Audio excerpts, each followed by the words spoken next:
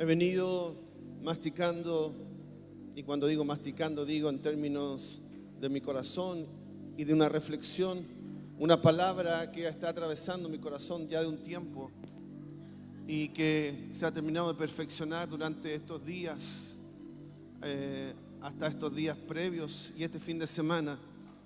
Y en particular hoy a la mañana, cuando el Señor muy temprano me despertaba para estar orando.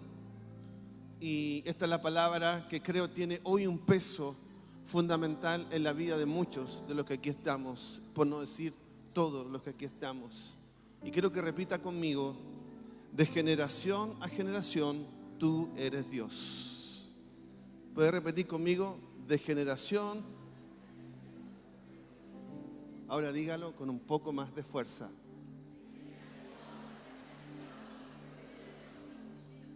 Dice el Salmo capítulo 90. Salmo capítulo 90, verso 1 al 2. Señor, tú nos has sido refugio de generación en generación. Antes que naciesen los montes y formasen la tierra y el mundo, desde el siglo y hasta el siglo, tú eres Dios. Tú eres Dios. Quiero que repita con fe y profetice conmigo el que se atreva. Levante una mano al cielo y repita: de generación a generación tú eres Dios. Tú eres Dios. Escúchame, Dios es un Dios generacional. Esto que ya hemos enseñado tantas veces, pero tengo que recordarlo para sentar la base de lo que hoy tengo que enseñarte a la luz de la palabra. Muy pocas veces en la Biblia Dios se define de una manera. Por lo general el hombre lo definió luego de una experiencia que tuvo con Dios, y le puso Jehová Jireh, le puso Jehová Nisi, le puso el Shaddai, todos nombres que hablan de algunos de los atributos de los muchos que Dios tiene y que son verdad. Pero en algunas ocasiones particulares Dios se define a sí mismo. Y esto es tremendamente potente, porque una cosa es que el hombre define a Dios y otra muy distinta, que Dios se define a sí mismo. Déjame llamar tu atención en Génesis capítulo 3, verso 15. Dice: además Dios dijo a Moisés: así dirás a los hijos de Israel: Jehová, el Dios de vuestros padres, el Dios de Abraham, el Dios de Isaac y el Dios de Jacob me ha enviado a vosotros. Este es mi nombre para siempre. ¿Para cuándo? Para siempre. Con él se me recordará por todos los siglos. ¡Wow! Hoy se cumple esa palabra una vez más. Estamos nombrando a Dios como Él dijo que lo nombráramos. Así que acompáñeme proféticamente en el cumplimiento de esta palabra, y si lo cree conmigo, diga así: el Dios de Abraham, el Dios de Isaac y el Dios de Jacob es mi Dios. ¿Alguien dice amén a esto? Estamos cumpliendo, estamos siendo el amén a aquello que Dios mismo dijo de sí mismo, diciendo y reafirmando que en los siglos venideros así se le conocería. Y esto me habla otra vez de que Dios es un Dios generacional. Dios es un Dios generacional. Ahora bien, no existiría un Isaac si es que un Abraham no le hubiese tomado la mano. No existiría un Jacob si un Isaac no le hubiera tomado la mano. No existiría un pueblo llamado Israel si Jacob le hubiera soltado la mano a sus 12 hijos. Se da cuenta que una generación a otra tomó la mano para que la siguiente generación se manifestara esta definición de Dios que Él dijo de sí mismo. Para que Dios fuera Dios de Abraham, Dios de Isaac y Dios de Jacob, tuvo que haber un Abraham que se preocupara por un Isaac, tuvo que haber un Isaac que se preocupara por un Jacob, y tuvo que haber un Jacob que tuviera una mano para la siguiente generación. Los hijos de los cuales nacen las tribus y finalmente el pueblo de Israel. Se dan cuenta de la importancia y por qué Dios habla de que Él es Dios generacional. Cuando leemos la historia en el libro de Jueces, en el capítulo 2, los siguientes versículos, vamos a descubrir el efecto positivo, pero también la falta de tomar este diseño divino en las generaciones. Acompáñame a leer capítulo 2 de Jueces, algunos versículos. Versículo 6, mire saltando algunos que creo aparecer allí en la pantalla. Dice: después que Josué despidió al pueblo, cada una de las tribus salió para tomar posesión del territorio que se le había asignado. Los israelitas sirvieron al Señor todo el tiempo que vivieron Josué y los líderes que les sobrevivieron, aquellos que habían visto todas las grandes cosas que el Señor había hecho por Israel. Verso 10. Después de que murieron todos los de esa generación, creció otra que no conocía al Señor ni recordaba las cosas poderosas que Él había hecho por Israel. Los israelitas hicieron lo malo a los ojos del Señor y sirvieron a las imágenes de Baal. Abandonaron al Señor, Dios de sus antepasados, que los había sacado de Egipto. Siguieron y rindieron culto a otros dioses, los dioses de los pueblos vecinos, y así provocaron el enojo del Señor. Verso 15. Cada vez que los israelitas salían a la batalla, el Señor peleaba en contra de ellos. ¡Wow! E hizo que sus enemigos los derrotaran, tal como les había advertido, y el pueblo estaba muy angustiado. Verso 16. Entonces el Señor levantó jueces para rescatar a los israelitas de la mano de sus agresores. Sin embargo, Israel no hizo caso a los jueces, sino que se prostituyó rindiendo culto a otros dioses, que pronto se apartaron del camino de sus antepasados, los cuales habían obedecido los mandatos del Señor. Verso 18. Cada vez que el Señor levantaba un juez sobre Israel, Él estaba con ese juez y rescataba al pueblo de sus enemigos durante toda la vida de ese juez, pues el Señor tenía compasión de su pueblo que estaba sobrecargado de opresión y sufrimiento. Pero al morir el juez, la gente no solo volvía a sus prácticas corruptas, sino que se comportaba peor que sus antepasados. Seguía a otros dioses, les servía, les rendía culto. Además se negaba a abandonar sus prácticas malvadas y sus tercos caminos. Esta historia que traté de rescatar de algunos de los versículos nos muestra cuando hemos obedecido al diseño de Dios, a la esencia de Dios, de ser un Dios generacional, pero también de aquellos que descuidaron y desatendieron esta esencia de Dios, ser un Dios de generaciones. Y lo primero que puedo rescatar, los líderes que sobreviven. Los líderes que sobreviven. Recuerdo el verso 7 contigo, decía: los israelitas sirvieron al Señor todo el tiempo que vivieron Josué y los líderes que lo sobrevivieron, aquellos que habían visto todas las grandes cosas que el Señor había hecho por Israel.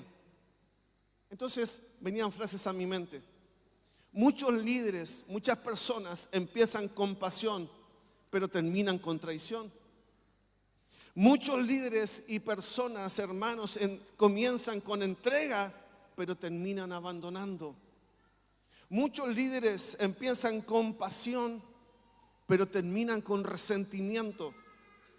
Otros líderes o servidores comienzan amando, pero terminan odiando. Muchos líderes comienzan haciendo promesas, pero terminan dando excusas. Entonces mi pregunta es, ¿por qué pasa eso? ¿Por qué será que gente que empezó con todos los bríos, con toda la pasión, con todas las ganas, sirviendo al Señor, al cabo del tiempo se terminan enfriando? Algunos abandonando, otros yendo en pos de otros caminos, otros sencillamente olvidándose de Dios. ¿Dónde está el secreto para que alguien permanezca? ¿Dónde está el secreto de aquellos líderes que han permanecido por años y años y años y nada los mueve? Porque algunos permanecen y otros ya no más. Me hago la pregunta de por qué algunos corren con tanta facilidad detrás de aquello que está de moda? ¿Por qué con tanta facilidad se mueven algunos con aquel ministerio que puede estar de moda? La pregunta tiene que ser para nosotros una reflexión. ¿Qué está pasando con nosotros? ¿Qué hizo que Josué permaneciera? No solo él, sino que la Biblia dice los que sobrevivieron a él. ¿Qué hizo que él permaneciera hasta el final? Y yo leo allí en este versículo al menos dos características potentes. Veo a un líder determinado en Josué y veo a un líder que vio y oyó. Póngame atención, un líder determinado y a un líder que vio y oyó. Déjeme hablar primero de la determinación de Josué. A Josué no le tocó fácil.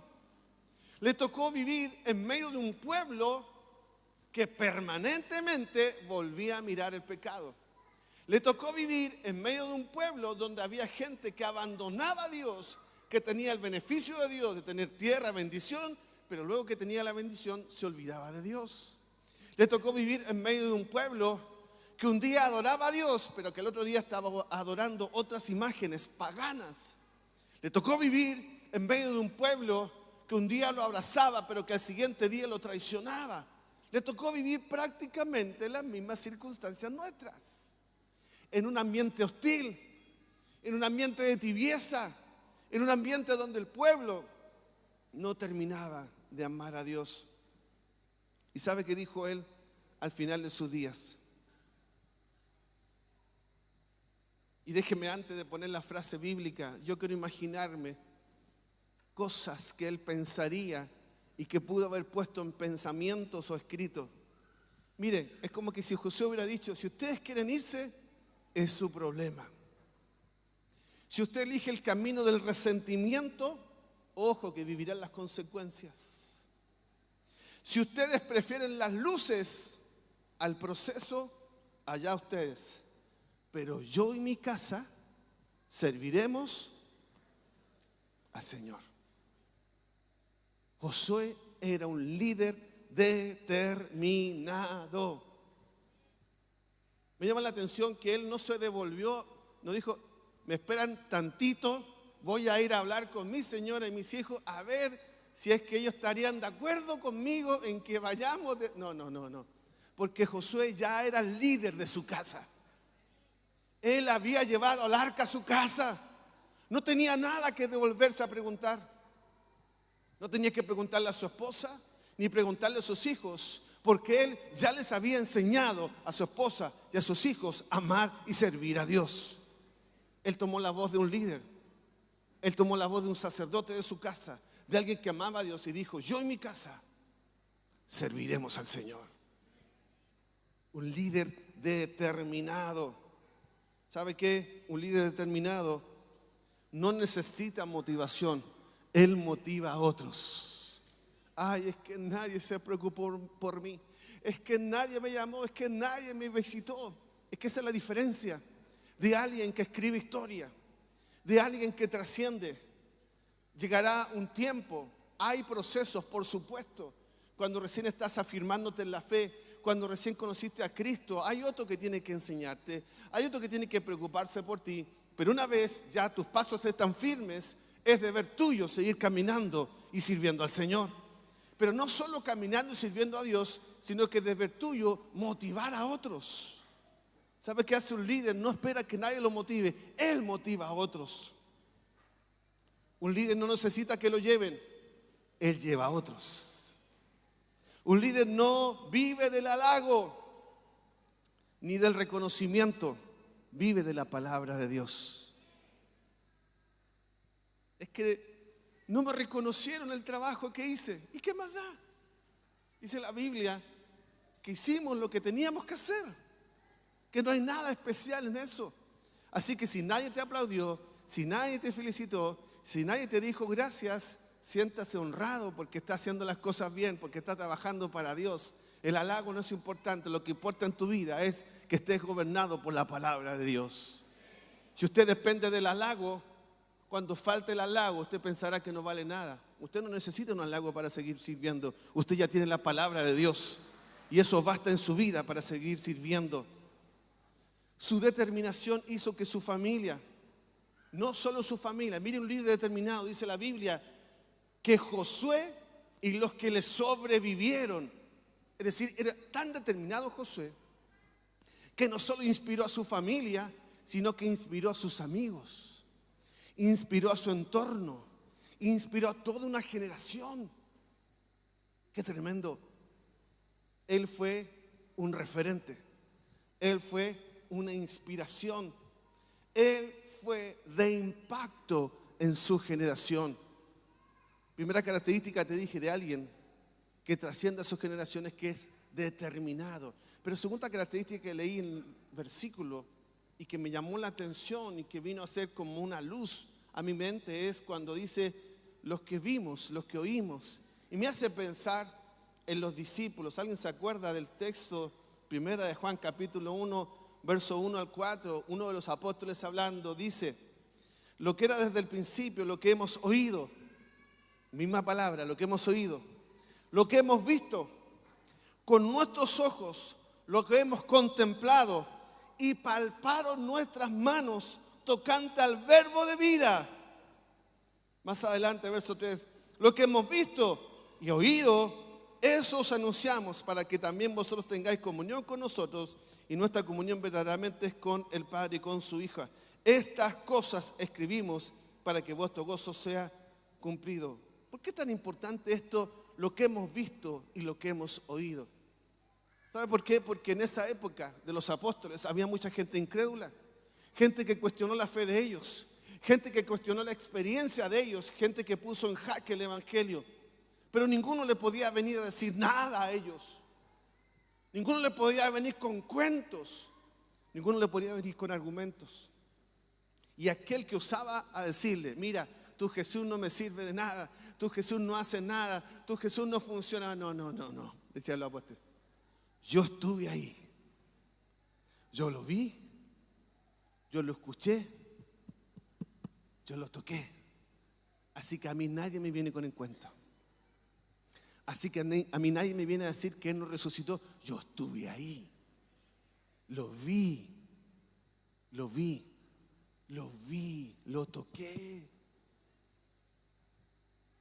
¿Cómo alguien podría ir en contra de los discípulos, de los apóstoles, cuando ellos vivieron una experiencia tan profunda que les quedó marcada de por vida? Tan profunda era la experiencia con Jesús que estuvieron literalmente dispuestos a morir de maneras trágicas, cada uno de ellos. Porque ellos vieron, escucharon y tocaron. Jesús no existe. No, a mí no me va a decir eso, si yo caminé con Él. Jesús no perdona. No, a mí no me va a decir eso. Yo lo escuché cuando Él nos enseñó del perdón. Jesús era un revolucionario. No. Yo lo escuché cuando Él le oraba al Padre y dependía del Padre. No me vengas con cuentos.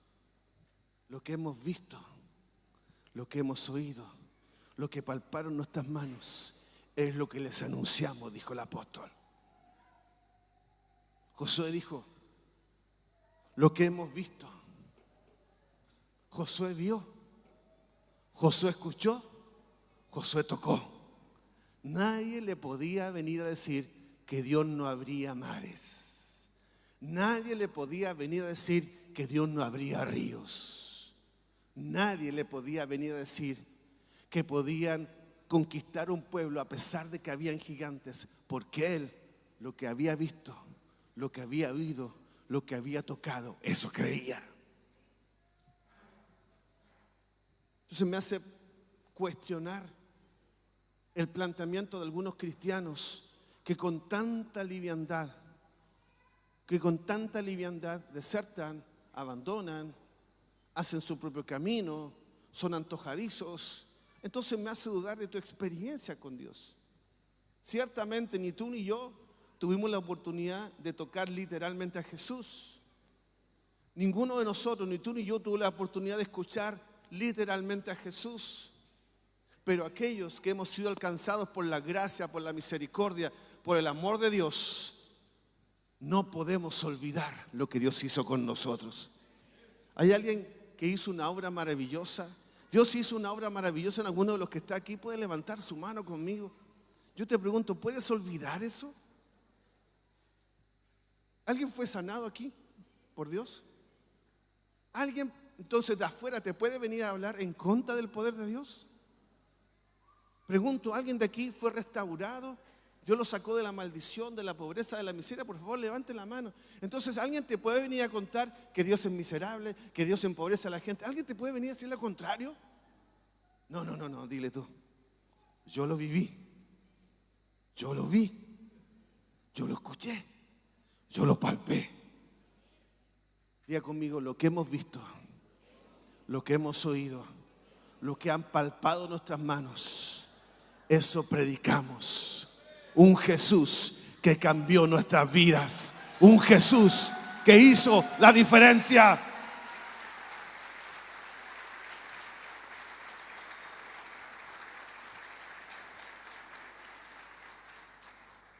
Un discípulo que vio y oyó nunca vuelve a ser el mismo. Te podrás esconder, te podrás retrasar, te podrás equivocar, pero tarde o temprano terminarás a los pies de Cristo, porque no se olvida. Mira, el Espíritu Santo me trae cosas a memoria, y esto es el Espíritu Santo, porque no tengo tanta memoria para guardar tantos datos. Hacíamos un campamento con los jóvenes hace muchos años. Vino una pareja que tenía un hijo gravemente enfermo.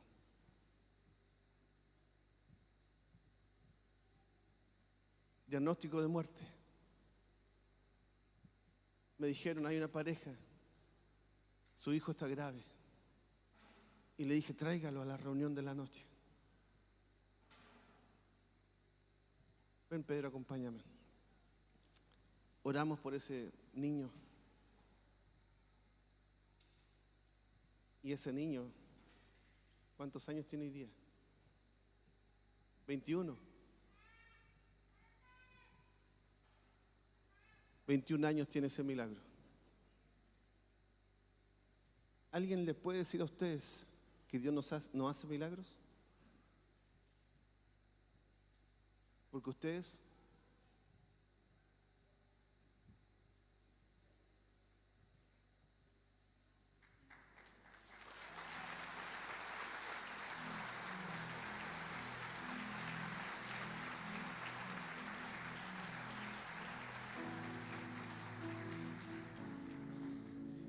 cuando Giovanni estaba intubado y él salió, me dijo, pastor, Dios me habló en sueños y me mostró cosas que vendrían en el tiempo. ¿Te acuerdas que me contaste tus sueños? Ahora, ¿podría venir alguien a decirte, son mentiras, es mentira lo que viviste? ¿Alguien te puede quitar esa experiencia? Y Dios te dejó con vida, que tendrías que estar muerto y tu mujer viuda. Diga conmigo, lo que mis ojos han visto, lo que mis oídos escucharon, lo que mis manos tocaron, es el Cristo que predico y es el Cristo al que sirvo. Si lo cree conmigo, den un aplauso de gratitud al Señor.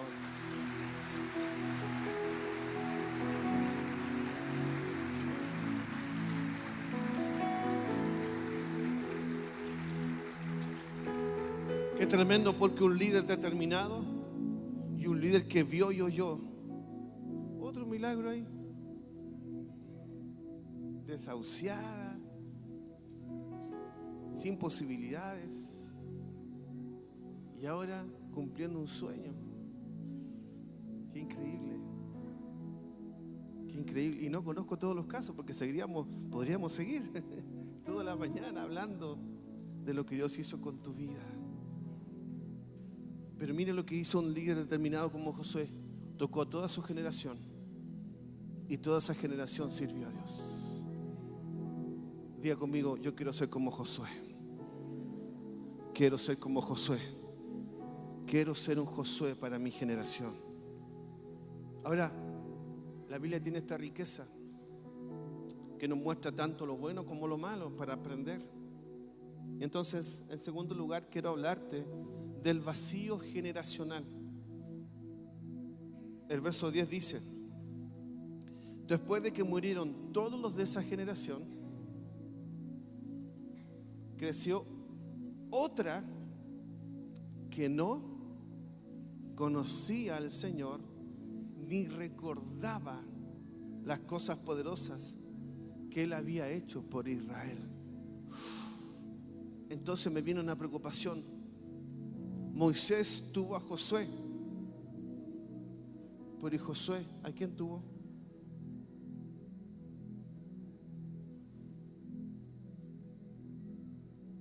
Yo no voy a hablar mal de Josué, no está presente.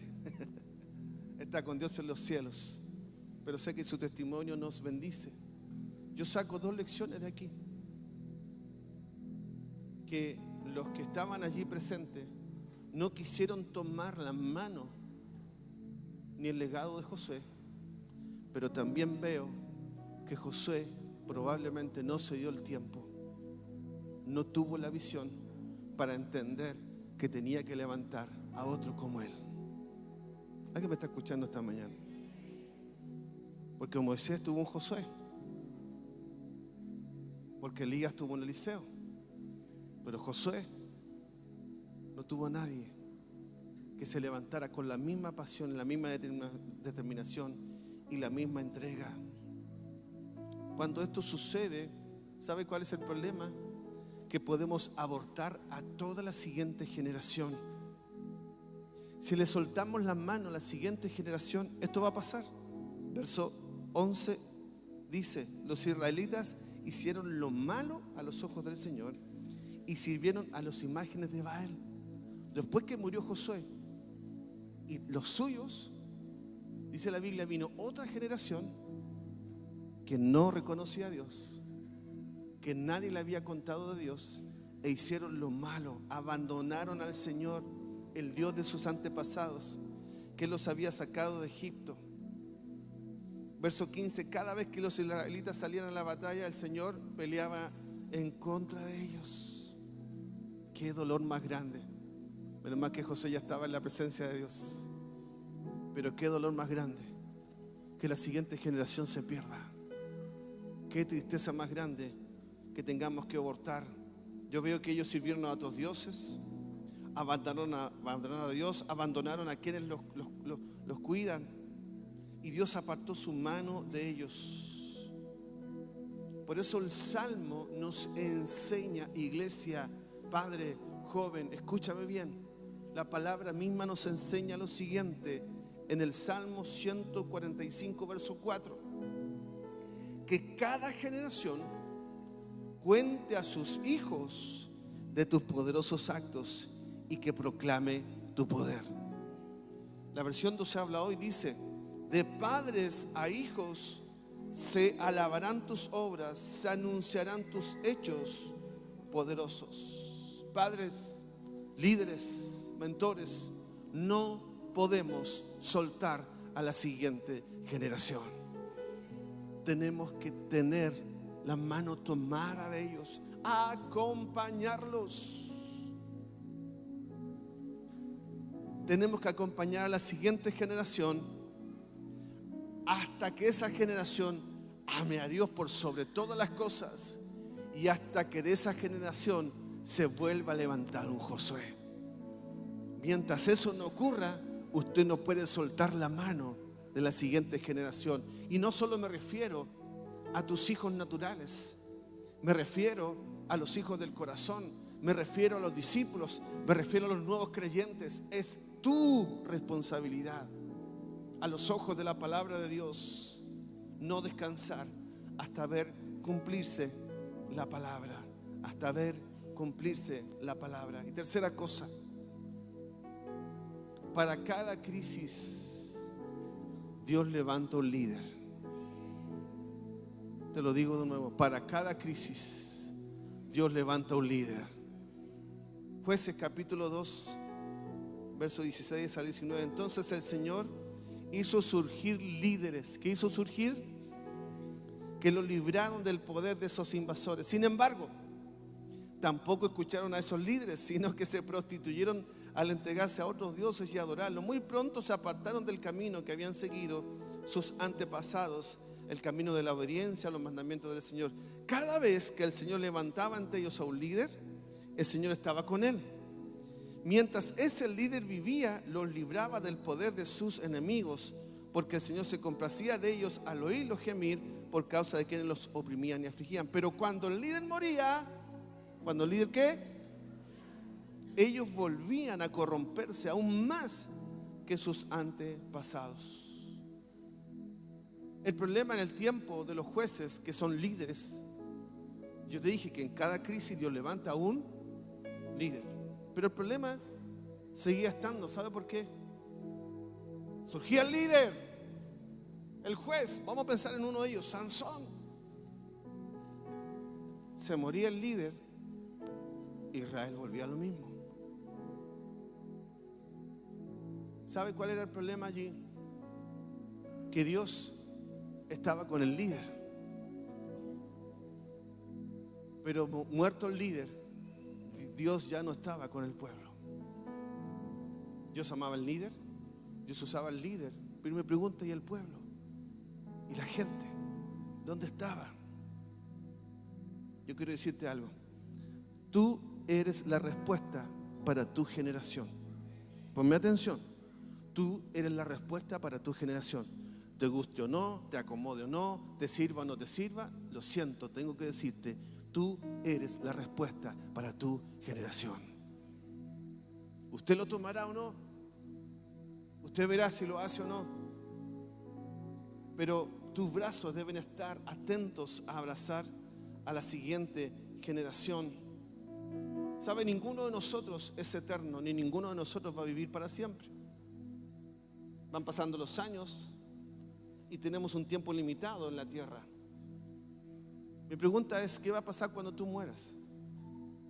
¿Qué va a pasar con tus hijos? ¿Qué va a pasar con tus hijos? Porque para siempre no vas a estar. ¿Qué va a pasar con tus hijos? ¿Estás abrazando a la siguiente generación? ¿Estás poniendo tus manos en favor de ellos? ¿Sabe que la única forma de asegurarse de que la generación que viene sirva al Señor es una palabra tan fuerte pero tan poco entendida y tan mal usada? Legado. Legado. Legado. Dice Deuteronomio capítulo 6 versos 4 al 9. Escucha, Israel, este es el Shema de Israel. El Señor nuestro Dios es el único Señor. Ama al Señor tu Dios con todo tu corazón, con toda tu alma y con todas tus fuerzas. Pero mira, grábate en el corazón estas palabras que hoy te mando. Incúlcaselas continuamente ¿a quién? A tus hijos.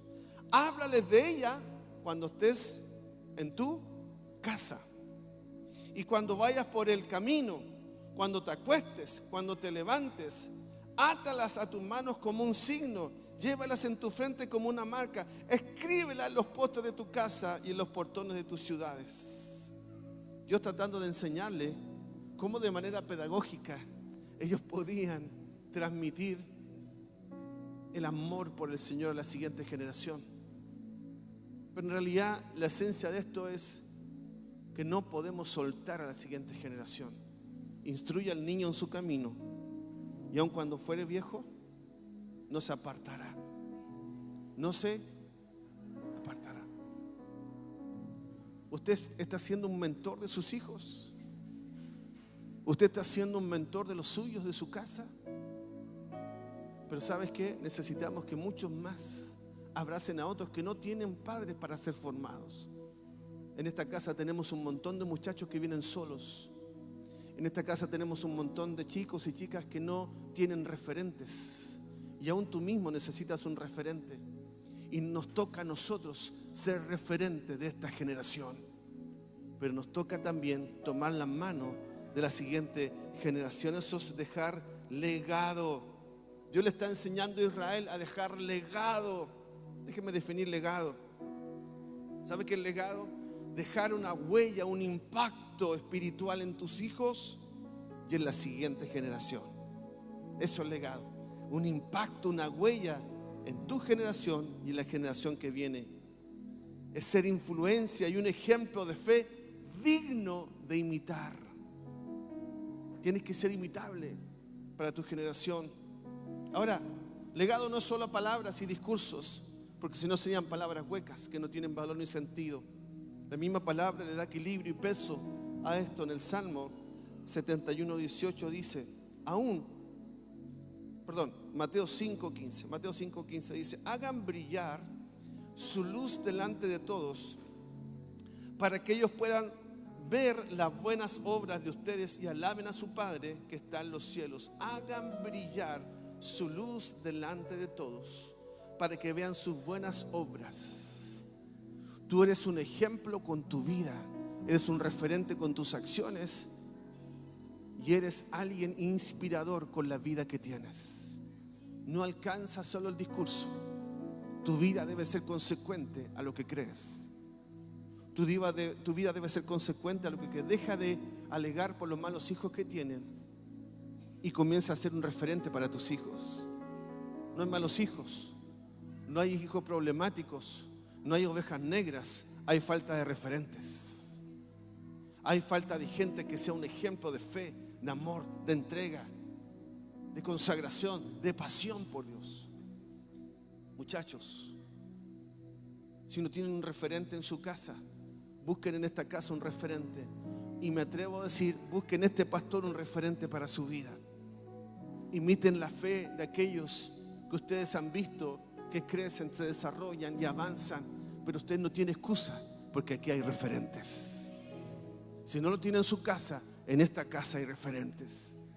Pero ninguno puede quedar sin abrazar al que te mentorea. Pero tampoco ningún mentor puede soltarle la mano a la siguiente generación. Yo tengo esta carga en mi corazón hoy día. Ahora sí voy al Salmo 71. 71:18. Dice: aun cuando yo sea anciano y peine canas, no me abandones, oh Dios, hasta que anuncie tu poder a la generación venidera y dé a conocer tus proezas a los que aún no han nacido. Si usted lee el Salmo, en algunas Biblias arriba dice oración de un anciano. Los que ya van creciendo, los que empezaron a peinar canas, tienen el desafío de tomar la mano de la siguiente generación y traerlos a la presencia de Dios. De una u otra forma tenemos la oportunidad de servir a Dios, y para eso usted no necesita un micrófono, para eso usted no necesita un cargo, para eso usted no necesita un nombramiento. Solo necesita tener pasión por enseñar a otros del amor de Dios, de servir a Dios y de ser un referente. Quiero que se ponga de pie, por favor. Venga el equipo.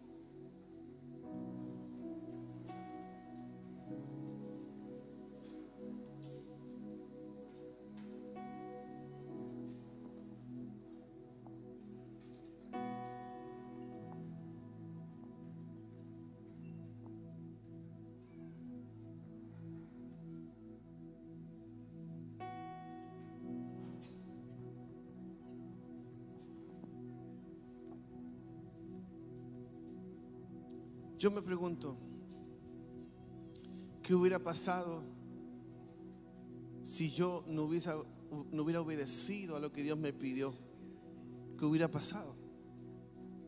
¿Qué hubiera pasado si no estoy dispuesto a pagar el costo de ser un formador de otros? ¿Qué hubiera pasado si suelto la mano de algunos? ¿Qué hubiera pasado con sus vidas? Yo sé que no somos indispensables, pero también sé que nuestras decisiones tienen consecuencias.